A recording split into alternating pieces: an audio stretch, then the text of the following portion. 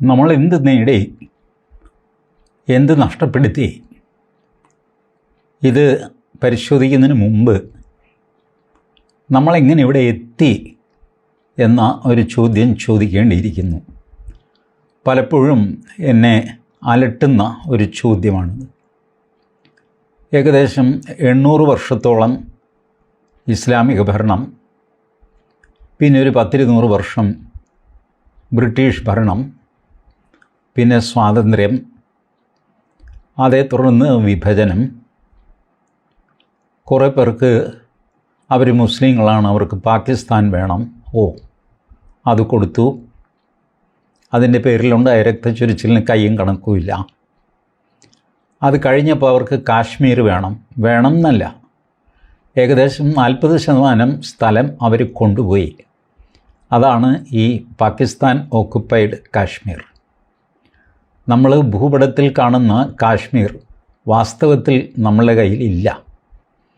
അതിൻ്റെ ഏകദേശം 1/3 അല്ലെങ്കിൽ 40% പാകിസ്ഥാൻ്റെ കയ്യിലാണ്. ഭാരതത്തിൻ്റെ ഭൂപടത്തിൽ ഏറ്റവും മുകളിലായിട്ട് ആനയുടെ മസ്തകങ്ങൾ പോലെ കാണുന്ന 2 പ്രദേശങ്ങൾ, അത് രണ്ടും നമ്മുടെ കയ്യിലല്ല. ഒന്ന് പാകിസ്ഥാൻ്റെ കയ്യിലാണ്, മറ്റത് അക്സായി ചിൻ, അത് ചൈനയുടെ കയ്യിലാണ്. ഭൂപടം നമ്മൾ വരച്ചു വയ്ക്കുന്നു. ഭൂപടത്തിൽ നമ്മളുടെ ഭൂമിയാണെന്ന് അവകാശപ്പെടുന്നതെല്ലാം നമ്മൾ വരച്ചു വയ്ക്കും. അതുകൊണ്ടൊന്നും ഭൂമി നമ്മുടെ ആകുന്നില്ലല്ലോ. അങ്ങനെ ദാരുണമായ ഒരു സ്ഥിതി, അത് തിരിച്ചെടുക്കാനോ പിടിക്കാനോ ഒന്നും ഇതുവരെ സാധിച്ചിട്ടില്ല. നമ്മൾ ഒരുപാട് വാചകമൊക്കെ അടിക്കുമെങ്കിലും 1962 ചൈന നമ്മളെ ആക്രമിച്ചു. ഏകദേശം 38,000 സ്ക്വയർ കിലോമീറ്റർ സ്ഥലം അവർ കൊണ്ടുപോയി. കണ്ണായ സ്ഥലമായിരുന്നു. യുദ്ധതന്ത്രത്തിൽ നോക്കുമ്പോൾ കണ്ണായ സ്ഥലം, അല്ലാതെ ഫലഭൂയിഷ്ടമായ സ്ഥലം എന്നുള്ള അർത്ഥത്തിലല്ല. പൊസിഷൻ എടുക്കാൻ പറ്റിയ സ്ഥലങ്ങളെല്ലാം അവർ അവരുടെ കൈക്കലാക്കി. നമ്മൾ തോറ്റ് നാണം കെട്ടു. ഏകപക്ഷീയമായിട്ട് പാകിസ്ഥാൻ വെടിനിർത്തൽ പ്രഖ്യാപിച്ചു. ഏകപക്ഷീയമായിട്ട്, ഏകദേശം ദയ വിചാരിച്ച് എന്ന് പറയണം. അതിൽ അമേരിക്കയുടെ ഒരു ചെറിയ ഭീഷണിയും ഉണ്ടായിരുന്നു. അതൊക്കെ ചരിത്രം, ഞാൻ അതിലേക്ക് പോകുന്നില്ല. ഇത് കഴിഞ്ഞു. കിഴക്കൻ പാകിസ്ഥാനിൽ കുഴപ്പം, നമ്മൾ ഇടപെട്ടു. ബംഗ്ലാദേശിനെ മുക്തമാക്കി. ബംഗ്ലാദേശ് എന്നുള്ള രാജ്യം നിലവിൽ വന്നു. രാജ്യം നിലവിൽ വന്ന് കുറച്ച് നാൾ കഴിഞ്ഞപ്പോൾ ബംഗ്ലാദേശ് ഇപ്പോൾ നമ്മളുടെ ശത്രു രാജ്യമാണ്. പാകിസ്ഥാൻ നേരത്തെ ശത്രു രാജ്യമാണ്.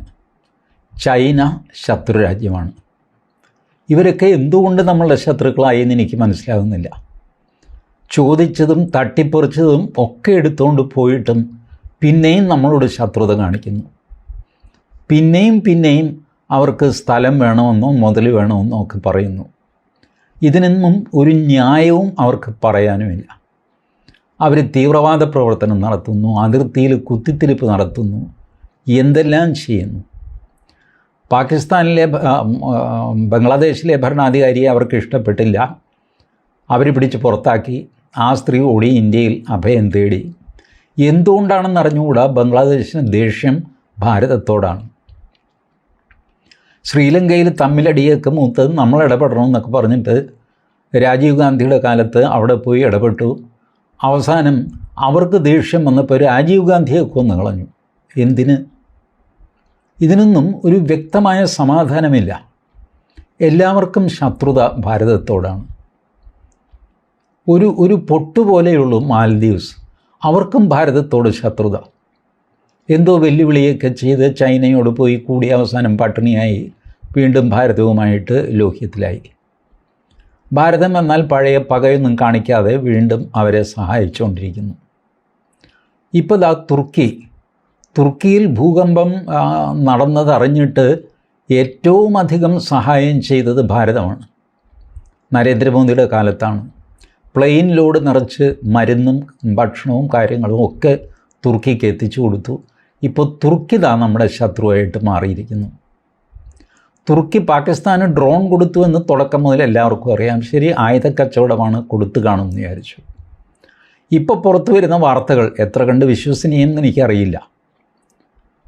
തുർക്കിയിലെ പട്ടാളക്കാർ അഥവാ പൗരന്മാർ, തുർക്കിക്കാരാണ് അവരാണ് പാകിസ്ഥാനിൽ വന്ന് ഈ ഡ്രോണുകൾ അയച്ചുകൊണ്ടിരുന്നത്. അവരിൽ ചിലരുടെ എല്ലാം മൃതദേഹം കണ്ടെടുത്തിരിക്കുന്നു. നമ്മളുടെ ആക്രമണത്തിൽ മരിച്ച കൂട്ടത്തിൽ അവരും പെട്ടു. തുർക്കികളാണെന്ന് തിരിച്ചറിഞ്ഞു. തുർക്കിയുടെ അധിപൻ എർദോഗാൻ പരസ്യമായിട്ട് ഇപ്പോഴും ഈ വെടിനിർത്തൽ എന്ന് നമ്മൾ വിളിക്കുന്ന സാധനം കഴിഞ്ഞിട്ട് പോലും ഞങ്ങൾ പാകിസ്ഥാനോടൊപ്പമാണെന്ന് തീർത്തു പറഞ്ഞു. അപ്പോൾ ഫലത്തിൽ തുർക്കി നമ്മുടെ ശത്രുരാജ്യമാണ്. കാരണം നമുക്കെതിരെ യുദ്ധം ചെയ്തല്ലോ, ആൾ വന്ന് യുദ്ധം ചെയ്തല്ലോ. ആയുധം കൊടുക്കുക മാത്രമല്ല, ആയുധം ഇപ്പോൾ അമേരിക്ക കൊടുത്തിട്ട് ഇപ്പം പലരും ആയുധം വിൽക്കാറൊക്കെ ഉണ്ട്. ഒരു കച്ചവടച്ചരക്ക് എന്നുള്ള നിലയ്ക്ക് ആയുധം വിറ്റു എന്നുള്ളതല്ല തുർക്കി ചെയ്തത്. പാകിസ്ഥാൻ്റെ കൂടെ നിന്ന് നമുക്കെതിരായിട്ട് യുദ്ധം ചെയ്യുക എന്നുള്ളതാണ്. എന്തിന് എന്ന് ചോദിച്ചാൽ ആർക്കും അറിയില്ല. എന്നാൽ തുർക്കി നമ്മളെ വല്ലാതെ ഡിപ്പെൻഡ് ചെയ്ത് നിൽക്കുന്ന ഒരു രാജ്യവും കൂടെയാണ്. ഒരുപാട് സാധനങ്ങൾ നമ്മൾ വാങ്ങിക്കുന്നതിൻ്റെ ബിസിനസ്സും നമ്മളുടെ ടൂറിസവും ഒക്കെ കൊണ്ടാണ് തുർക്കി നിലനിൽക്കുന്നത്. ഇപ്പോൾ തുർക്കിയിലേക്ക് പോകാനിരുന്ന ആൾക്കാർ, ടൂറിസ്റ്റുകളെല്ലാം അവരുടെ ടിക്കറ്റ് ക്യാൻസൽ ചെയ്തുകൊണ്ടിരിക്കുന്നു എന്ന് കേൾക്കുന്നു. ഭാരതം തിരിച്ചടിക്കും എന്ന്, ഭാരതത്തിലെ പൗരന്മാർ തിരിച്ചടിക്കും എന്ന് പറയുന്നു. തുർക്കിയിൽ നിന്ന് വരുന്ന ആപ്പിള്, ഹേസൽനട്ട് അതൊന്നും വാങ്ങരുത് എന്നൊക്കെ പറഞ്ഞിട്ട് ക്യാമ്പയിൻ തുടങ്ങിക്കഴിഞ്ഞു തുർക്കിക്കെതിരെ. ബംഗ്ലാദേശിൻ്റെ സംഭവം കഴിഞ്ഞ് ഇന്ദിരാഗാന്ധി വലിയ ഹീറോ ആയിരുന്നു അന്ന്. അത് കഴിഞ്ഞ് അടിയന്തരാവസ്ഥ വന്നു. അടിയന്തരാവസ്ഥയ്ക്ക് ശേഷം അവർ തോറ്റുപോയി വീണ്ടും അധികാരത്തിൽ വന്നു. 1982-നും 84-നും ഇടയ്ക്ക് പലതവണ ഇസ്രായേൽ ഇന്ദിരാഗാന്ധിയെ സമീപിച്ചു. ഇതൊക്കെ ചരിത്രമാണ്, നിങ്ങൾക്ക് ഗൂഗിൾ നോക്കിയാൽ പോലും കിട്ടുന്ന ചരിത്രം. ഇന്ദിരാഗാന്ധിയെ സമീപിച്ചിട്ട് ഇസ്രായേൽ പറഞ്ഞു, പാകിസ്ഥാൻ ആണവ ആയുധ നിർമ്മാണ പരിപാടി തുടങ്ങിയിട്ടുണ്ട്. എല്ലാവർക്കും അറിയാം. 1978-ൽ ആദ്യമായിട്ട്, അതിനു മുമ്പ് പൂച്ചം വർത്തമാനമായിരുന്നെങ്കിലും 78-ൽ പാകിസ്ഥാൻ തന്നെ അത് പ്രഖ്യാപിച്ചു. ആദ്യത്തെ സ്റ്റേജ് ഞങ്ങൾ എത്തിക്കഴിഞ്ഞു എന്ന് പറഞ്ഞു. 82-ൽ ആണ് ഇസ്രായേൽ ആദ്യമായിട്ട് ഇന്ദിരാഗാന്ധിയോട് സംസാരിക്കുന്നത്. ഇസ്രായേൽ പറഞ്ഞു, ഞങ്ങൾ ഈ കഹൂട്ട റിയാക്ടർ തകർത്ത് കളയാം, ഞങ്ങൾക്ക് പക്ഷേ ഒരു റീഫ്യൂവലിങ്ങിന് സ്ഥലം വേണം. അന്ന് ഈ മിഡ് എയർ റീഫ്യൂവലിംഗ് എന്ന് പറയുന്ന ഏർപ്പാടില്ല. ആകാശത്ത് വെച്ച് തന്നെ ഒരു വിമാനം ഇന്ധനം നിറയ്ക്കാനുള്ള സംവിധാനം അന്നുണ്ടായിരുന്നില്ല. ഇസ്രായേൽ പറഞ്ഞു, രാജസ്ഥാനിലോ ഗുജറാത്തിലോ ഒന്ന് റീഫ്യൂവൽ ചെയ്യാനുള്ള സ്ഥലം തന്നാൽ, സൗകര്യം തന്നാൽ ഞങ്ങൾ പാകിസ്ഥാൻ്റെ ആണവ പദ്ധതി തന്നെ പൊളിച്ച് കയ്യിൽ തരാം. 1982-ൽ പറഞ്ഞതാണ്. ഇന്ദിരാഗാന്ധി ആദ്യം സമ്മതിച്ചു, പക്ഷെ പിന്നെ പറ്റില്ല എന്നൊക്കെ പറഞ്ഞിട്ട് ഇസ്ലാമിക രാജ്യങ്ങൾ നമുക്കെതിരായാലോ എന്നൊക്കെ പറഞ്ഞ്, ചുരുക്കി പറഞ്ഞാൽ ഒരു മുസ്ലിം സ്നേഹവും ഒക്കെ വെച്ചിട്ട്, ഇസ്രായേൽ അന്ന് നമുക്ക് തൊട്ടുകൂടാത്തവരാണ്. അവരുടെ എംബസി പോലും നമ്മുടെ നാട്ടിലില്ല. ഇസ്രായേലിനെ നമ്മൾ തൊടില്ല, നമുക്ക് വേണ്ടത് പാലസ്തീനാണ്. എന്നാൽ പാലസ്തീൻ ഉണ്ടായോ? ഇന്നും ഉണ്ടായിട്ടുമില്ല. ഇസ്രായേൽ ഇല്ലാതായോ? ഇന്നും ഇല്ലാതായിട്ടുമില്ല. ഇസ്രായേൽ ഇന്നും നമ്മളുടെ കൂടെ തന്നെ നിൽക്കുന്നു. ഇസ്രായേലിൻ്റെയും റഷ്യയുടെയും പിന്നെ നമ്മുടെ സ്വന്തം ആയുധവും ചേർന്നിട്ടാണ് ഇപ്പോൾ നമ്മൾ പാകിസ്ഥാനെ നിലയ്ക്ക് നിർത്തിയിരിക്കുന്നത്. അതിൽ ഇസ്രായേലിൻ്റെ സംഭാവന ചെറുതൊന്നുമല്ല. മാത്രമല്ല, പാകിസ്ഥാൻ്റെ ആണവ നിലയത്തിൽ കയറി, ആണവായുധങ്ങളിൽ കയറി നമ്മളൊന്ന് ചവിട്ടി എന്ന് കഴിഞ്ഞ വീഡിയോയിൽ ഞാൻ പറഞ്ഞിരുന്നല്ലോ. അത് ചവിട്ടിയത് ഇന്ത്യയല്ല, ഇസ്രായേലാണ് എന്ന് വരെ ഒരു സംസാരം തുടങ്ങിയിട്ടുണ്ട്.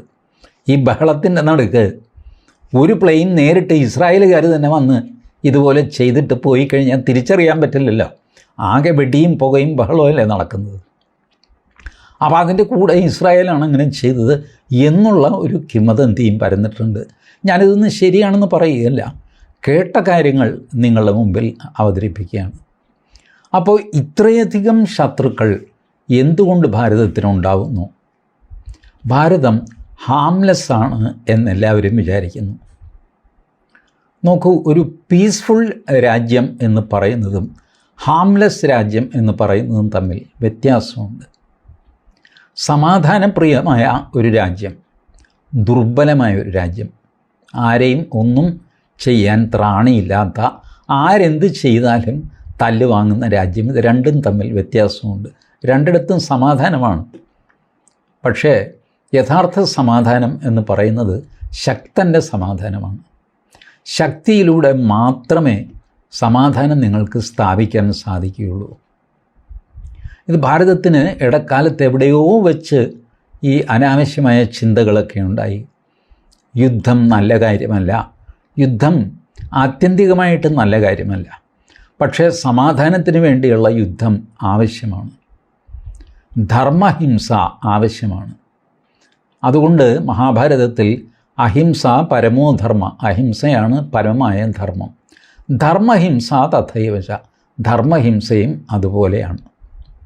ഇത് ഭാരതം മനസ്സിലാക്കിയതിൻ്റെ വ്യത്യാസമാണ് ഈ കഴിഞ്ഞ 4 ദിവസത്തെ യുദ്ധത്തിൽ നമ്മൾ കണ്ടത്. പഴയ പ്രിൻസിപ്പിൾ വെച്ചാണെങ്കിൽ നമ്മൾ പാകിസ്ഥാനെ ഒന്ന് തല്ലും എന്നിട്ടും മിണ്ടാതിരിക്കും, പാകിസ്ഥാനും മിണ്ടാതിരിക്കും, യുണൈറ്റഡ് നേഷൻസിൽ പരാതി കൊടുക്കും, കഴിഞ്ഞു. വീണ്ടും അവർ ഭീകരാക്രമണം നടത്തും, വീണ്ടും നമ്മളെന്തെങ്കിലും പ്രമേയം പാസ്സാക്കും, യുണൈറ്റഡ് നേഷൻസിൽ പരാതിയൊക്കെ കൊടുക്കും, ഇങ്ങനെ പൊയ്ക്കൊണ്ടിരുന്നു. ഇത്തവണ നമ്മൾ ശക്തിയായിട്ട് തിരിച്ചടിച്ചു. ഒരു തവണയല്ല, പലതവണ. ആദ്യം അവരുടെ ഭീകര താവളങ്ങൾ തകർത്ത് കളഞ്ഞു. പിന്നീട് അവരുടെ anti missile defence system, aircraft defence system, ഇത് മുഴുവൻ തകർത്ത് കളഞ്ഞു. പിന്നെ അവരുടെ സൈനിക ബേസും തകർത്ത് കളഞ്ഞു. ഇങ്ങനെ 3 സ്റ്റേജായിട്ട് പാകിസ്ഥാനെ തകർക്കുകയും ഒടുവിൽ അവരുടെ ആണവായുധങ്ങൾ ഇനി ഉപയോഗിക്കാൻ പറ്റാത്ത വിധത്തിലുള്ള മൈനർ ഡാമേജ് നടത്തി. ഇപ്പോൾ അവർക്ക് അതിനുള്ളിലേക്ക് പോലും കയറാൻ പറ്റില്ല. ഇത് ടോം കൂപ്പർ എന്നൊരു ഓസ്ട്രിയൻ പ്രതിരോധ വിദഗ്ധനുണ്ട്. അദ്ദേഹം 50-ലധികം പുസ്തകങ്ങൾ എഴുതിയിട്ടുണ്ട്, 1000-ലധികം ലേഖനങ്ങൾ എഴുതിയിട്ടുണ്ട്. അദ്ദേഹം ഇന്ത്യയിലെ പല ചാനലുകളും വന്നിരുന്നു. അദ്ദേഹമാണ് അസന്നിഗ്ധമായ ഭാഷയിൽ പറഞ്ഞത് ഇത് ന്യൂക്ലിയർ പ്രശ്നം ഉണ്ടായെന്നും അതേ തുടർന്ന് പാകിസ്ഥാൻ കീഴടങ്ങിയെന്നും പാകിസ്ഥാനാണ് ഭാരതത്തെ വിളിച്ചതെന്നും എല്ലാം ടോം കൂപ്പറാണ് ലോകത്തോട് പറഞ്ഞത്. ടോം കൂപ്പറിനോട് വിയോജിക്കുന്ന ഒരുപാട് പേരുണ്ടാകും. പക്ഷേ ടോം കൂപ്പർ ഈ Israel, Gaza, Lebanon, Syria, Iran, Iraq, ഇവരുടെ എല്ലാം യുദ്ധങ്ങൾ അനലൈസ് ചെയ്ത് പുസ്തകങ്ങൾ എഴുതുകയും ഒരുപാട് ലേഖനങ്ങൾ പ്രസിദ്ധീകരിക്കുകയും ചെയ്ത അദ്ദേഹത്തിൻ്റെ ലേഖനം ലേറ്റസ്റ്റ് നമ്മളുടെ ഈ കഴിഞ്ഞ 4 ദിവസത്തെ യുദ്ധത്തെപ്പറ്റി എഴുതിയ ലേഖനവും എൻ്റെ കയ്യിലുണ്ട്. Illusions and realities of cross border incidents. ഈ ക്രോസ് ബോർഡർ ഇൻസിഡൻസ് ഇൻവെർട്ടഡ് കോമയിലാണ് അദ്ദേഹം ഇട്ടിരിക്കുന്നത്, പരിഹാസരൂപേണയാണ്. അദ്ദേഹം ഭാരതത്തോട് പറയുന്നു, നിങ്ങളിപ്പോഴും ഇതിനെ ക്രോസ് ബോർഡർ ഇൻസിഡൻ്റ് എന്നൊക്കെ പറഞ്ഞ് ചെറുതാക്കുന്നത് എന്തിനാണ്? ഇത് യുദ്ധമാണെന്ന് തന്നെ പറയുക. നിങ്ങളുടെ പ്രശ്നത്തിന് പിന്നിൽ കാശ്മീരല്ല എന്ന് തുറന്നു പറയുക. നിങ്ങളുടെ പ്രശ്നത്തിന് പിന്നിൽ ജിഹാദികളാണ് എന്ന് തുറന്നു പറയുക. നിങ്ങൾ നശിപ്പിച്ചത് തീവ്രവാദികളുടെ, ടെററിസ്റ്റുകളുടെ താവളങ്ങളാണ്, അതൊന്നുമല്ല. നിങ്ങൾ നശിപ്പിച്ചിരിക്കുന്നത് മദ്രസകളാണ്, വയലൻസ് പഠിപ്പിക്കുന്ന മദ്രസകളാണ്. ഇത് പരസ്യമായിട്ട് ലോകത്തോട് വിളിച്ചു പറഞ്ഞാൽ ലോകത്തിന് മനസ്സിലാവും. അതുവരെ ലോകം ഇത് കാശ്മീരിൻ്റെ അതിർത്തി തർക്കമാണെന്ന് വിചാരിച്ചുകൊണ്ടിരിക്കും. ഇപ്പോഴും ലോകത്തെ മുഴുവൻ രാജ്യങ്ങൾക്കും ധാരണ ഇതെന്തോ കാശ്മീർ കിട്ടണം കിട്ടില്ല എന്നുള്ള തർക്കമാണ്, അതിർത്തി തർക്കമാണ്. സ്ഥലം എൻ്റേതാണ് നിൻ്റേതാണെന്നുള്ള തർക്കമാണെന്നുള്ള ധാരണയിലാണ് അവർ. അതുകൊണ്ടാണ് അവർ ഞങ്ങൾ ഇടപെടാൻ, അതിർത്തി തർക്കമല്ലേ, നമുക്ക് പറഞ്ഞു തീർക്കാവുന്ന അല്ലെങ്കിൽ കുറച്ച് നിനക്ക് തരാൻ, കുറച്ച് മറ്റവനോട് എടുക്കട്ടെ എന്നൊക്കെ പറഞ്ഞ് തീർക്കാമെന്നുള്ള ധാരണയിലാണ്. ടോം കൂപ്പർ പറയുന്നു, stop this nonsense, tell the world that we are fighting ജിഹാദിസ്. ഇതാണ് ഇതിൻ്റെ പ്രശ്നം. ഇത് തുറന്ന് നിങ്ങളാദ്യം സമ്മതിക്കുക, മറ്റുള്ളവരോട് പറയുക, അവർക്ക് മനസ്സിലാകും, ഓ അതാണോ കാര്യം. അപ്പോൾ പിന്നെ ആ രീതിയിലേക്ക് പരിഹാരം വരും. അതല്ലാതെ മടിച്ചു നിന്നിട്ട് കാര്യമില്ല. ഏതായാലും ജിഹാദി എന്നുള്ള പേര് നരേന്ദ്രമോദി ഉപയോഗിച്ചിട്ടില്ല. ബാക്കി ടോം കൂപ്പർ ലേഖനം എഴുതുന്നതിന് മുമ്പ് തന്നെ, ഈ ഇൻ്റർവ്യൂസൊക്കെ കൊടുക്കുന്നതിന് മുമ്പ് തന്നെ മോദി നടപ്പിലാക്കി കഴിഞ്ഞു. ഇനിയിപ്പോൾ പാകിസ്ഥാന് ഉടനെയൊന്നും തലപൊക്കാൻ പറ്റും എന്ന് ഞാൻ കരുതുന്നില്ല. പൊക്കിയാൽ അതിഗുരുതരമായ ഭവിഷ്യത്തുണ്ടാവും, അത് തീർച്ചയാണ്. ടോം കൂപ്പർ ആരാണ് എന്നിപ്പോഴും സംശയമുള്ളവരുണ്ടാവാം. നിങ്ങൾക്ക് ഗൂഗിൾ വഴിക്കോ മറ്റ് ChatGPT വഴിക്കോ ഒക്കെ കണ്ടുപിടിക്കാവുന്നതേ ഉള്ളൂ. അദ്ദേഹം ഇന്ത്യയിലെ ചാനലുകൾക്ക് കൊടുത്ത ഇൻ്റർവ്യൂ എല്ലാം യൂട്യൂബിൽ അപ്ലോഡ് ചെയ്തിട്ടുണ്ട്. നിർഭാഗ്യവശാൽ മലയാളത്തിൽ ഇല്ല. മലയാളം ചാനലുകളെ നമുക്ക് വിടാം. ഞാൻ എന്ത് പറയാനാണ്? അവർക്കിതൊന്നും ഒരു വിഷയമല്ല. അതുകൊണ്ട് ലേറ്റസ്റ്റ് ഒരു കാര്യം കൂടെ പറഞ്ഞ് ഈ വീഡിയോ ഞാൻ അവസാനിപ്പിക്കാം. ചൈന, നിരാശാബാധിതരായ ചൈന, അവരുടെ വിമാനങ്ങൾ അവർക്ക് നഷ്ടപ്പെട്ടു കേട്ടോ. വലിയ ചെണ്ടയൊക്കെ കൂട്ടി പരസ്യമൊക്കെ ചെയ്തിരുന്ന വിമാനങ്ങളാണ്. J-17, J-10 ഇങ്ങനെയൊക്കെയുള്ള വിമാനങ്ങൾ. ഇതിനുമൊക്കെ വലിയ നാശനഷ്ടം വന്നു. കൂപ്പറിൻ്റെ ലേഖനത്തിൽ അദ്ദേഹം പറയുന്നത് പാകിസ്ഥാൻ വിമാനങ്ങൾ അത് കൊടുത്തത് ചൈനയാണ്, പക്ഷേ കിട്ടിക്കഴിഞ്ഞപ്പോൾ അത് പാകിസ്ഥാൻ്റെയാണ്. പാകിസ്ഥാൻ്റെ എത്ര വിമാനങ്ങൾ നഷ്ടപ്പെട്ടു എന്ന് കണക്കെടുക്കാൻ പ്രയാസമാണ്. കാരണം വിമാനങ്ങൾ സ്റ്റോർ ചെയ്യുന്ന ഹാങ്ങർ, എയർബേസിൽ ഒരുപാട് വിമാനങ്ങൾ ഹാങ്ങർ എന്ന് പറയുന്ന വലിയ ഹോളിലേക്ക് അതിൻ്റെ റിപ്പയറിനും അതല്ലാതെയും എല്ലാം പാർക്ക് ചെയ്യുന്ന സ്ഥലങ്ങൾ, ഇതൊക്കെ കൂടെയാണ് നമ്മൾ ബോംബ് ചെയ്തിരിക്കുന്നത്. അതുകൊണ്ട് എത്ര വിമാനങ്ങൾ നഷ്ടപ്പെട്ടു എന്ന് പറയാൻ പറ്റില്ല. മറ്റ് സ്രോതസ്സുകളിൽ നിന്ന് എനിക്ക് കിട്ടിയ വിവരം കുറഞ്ഞത് 10 വിമാനങ്ങൾ അവർക്ക് നഷ്ടപ്പെട്ടിട്ടുണ്ട് എന്നാണ്. എന്നാൽ ഈ പറഞ്ഞ ടോം കൂപ്പർ അദ്ദേഹത്തിൻ്റെ ലേഖനത്തിൽ ഭാരതത്തിന് നഷ്ടപ്പെട്ട വിമാനങ്ങളുടെ എണ്ണം പറയുന്നുണ്ട്. അത് 3 3 4 ആണ് പറയുന്നത്. അതിൽ ഈ പറഞ്ഞ ഒരു ഇതുമുണ്ട് കേട്ടോ, റഫേലും ഉണ്ട്. ടോം കൂപ്പറിൻ്റെ കണക്കിൽ 40 വിമാനങ്ങളാണ് പാകിസ്ഥാനിലേക്ക് പോയി. ഫസ്റ്റ് റൗണ്ട് ഈ ടെറർ ഹബ്ബ് തകർക്കാനായിട്ട് ഫസ്റ്റ് റൗണ്ട് പോയത് 40 വിമാനങ്ങളാണ്. ആ ഫസ്റ്റ് റൗണ്ടിൽ പാകിസ്ഥാൻ ഒന്ന് തിരിച്ചടിക്കാൻ പറ്റി. അങ്ങനെയാണ് 4 വിമാനങ്ങൾ നമുക്ക് നഷ്ടപ്പെടുന്നത്. 4 3 എന്ത് വാങ്ങിക്കോട്ടെ. 4 എന്ന് വെച്ചാൽ തന്നെ 40ൽ 4 10%. വലിയൊരു നഷ്ടമൊന്നുമല്ല ഒരു യുദ്ധത്തിൽ. മാത്രമല്ല, നഷ്ടപ്പെട്ട വിമാനങ്ങളുടെ കണക്കല്ലോ, നമ്മളുടെ ടാർഗറ്റ് എന്തായിരുന്നു? 9 ടെറർ ഈ മദ്രസകൾ തകർക്കണം, അതായിരുന്നു ലക്ഷ്യം. അത് തകർത്തു. പിന്നെ അവരുടെ എയർ ഡിഫൻസ് സിസ്റ്റം തകർക്കണം, അത് തകർത്തു. അതിന് പിന്നാലെ അവരുടെ മിലിറ്ററി ബേസ് തകർക്കണം, അത് തകർത്തു. വിമാനം 3 നഷ്ടപ്പെട്ടോ 4 നഷ്ടപ്പെട്ടോ എന്നുള്ളത് അപ്രസക്തമാണ്. ഇതിൻ്റെ ക്ഷീണം ചൈനയ്ക്ക് വന്നു കഴിഞ്ഞപ്പോഴാണ് ചൈന ഇന്നിപ്പോൾ അരുണാചൽ പ്രദേശിൻ്റെ പേര് മാറ്റി ക്യാങ് കിങ് കുങ് എന്നാക്കിയെന്നോ അങ്ങനെ എന്തോ പറയുന്നുണ്ടായിരുന്നു. ചൈനയുടെ അരുണാചൽ പ്രദേശിൻ്റെ പേര് അവർ തേങ്ങാപ്പട്ടണം എന്നിട്ട് കഴിഞ്ഞാൽ നമുക്കെന്താ? നമ്മുടെ സ്ഥലത്തിന് എൻ്റെ പേര് മോഹൻദാസ്. വേറെ ഏതെങ്കിലും ഒരാൾ വന്നിട്ട് പറയാണ് ഇല്ല ഇയാളുടെ പേര് നാരായണൻകുട്ടി എന്നാണ്. അയാൾ പറഞ്ഞിട്ട് പോട്ടെ എന്ന് വയ്ക്കുക, അല്ലാതെ ഞാൻ അയാളെ വേണ്ടിയിട്ട് ഗുസ്തിക്ക് പോകേണ്ട കാര്യമില്ല. അതുകൊണ്ട് ചൈന ഇങ്ങനെ ഡെസ്പറേറ്റായിട്ട് അരുണാചൽ പ്രദേശിൻ്റെ പേര് മാറ്റി നാളെ കേരളത്തിൻ്റെ പേര് മാറ്റി ക്വാങ് ക്വിങ് എന്നാക്കി മാറ്റുമായിരിക്കും അവർ. ആയിക്കോട്ടെ, നമുക്കതിൽ വിരോധമൊന്നുമില്ല. ഇത്ര അപഹാസ്യമായ നിലയിലേക്ക് ചൈന തരം താഴ്ന്നിരിക്കുന്നു. ചൈനയും ടർക്കിയും അവരുടെ അടുത്ത നീക്കങ്ങൾ എന്തായിരിക്കും എന്നുള്ളത് നമുക്ക് പ്രതീക്ഷിക്കാം. വരും ദിവസങ്ങളിൽ ഞാൻ കിട്ടുന്ന വിവരങ്ങൾ നിങ്ങളെ അറിയിക്കാം. Thank you.